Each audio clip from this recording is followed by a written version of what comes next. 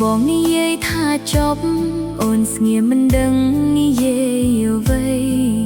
បេះដូងដួលចុះភ្លាមដូចអ្វីបាត់នៃស្នេហាដែលធ្លាប់ស្រស់ស្អាតคล้ายជាអតីតឆ្ងាយនៅសល់តែការឈឺចាប់ដែលអូនមិនអាចលាក់បាន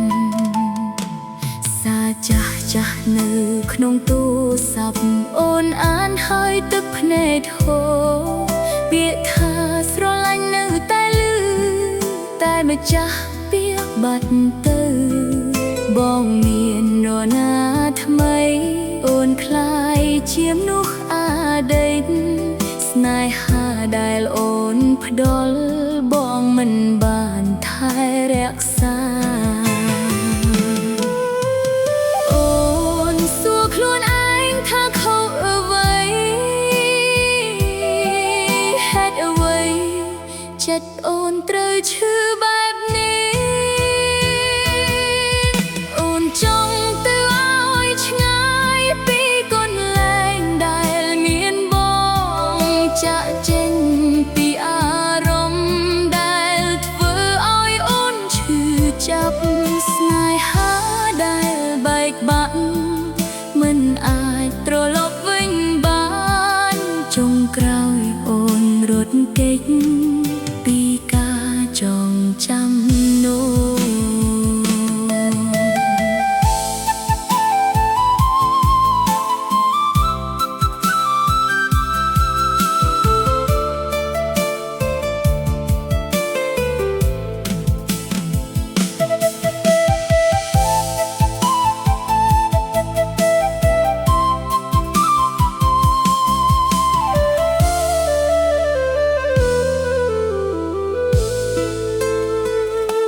ផ្លូវដែលយើងធ្លាប់ដើរឥឡូវអូនមិនចង់ឃើញ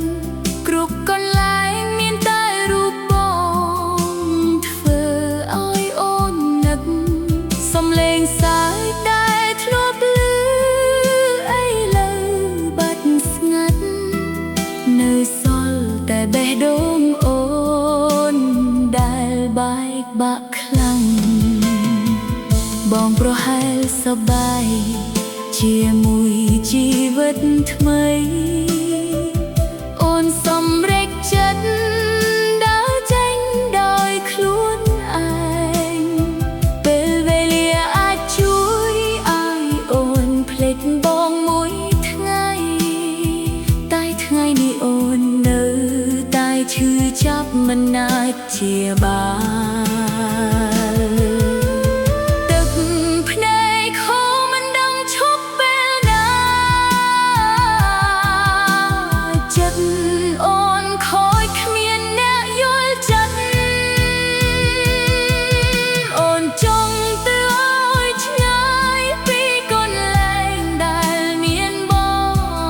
ចាក់ចេញ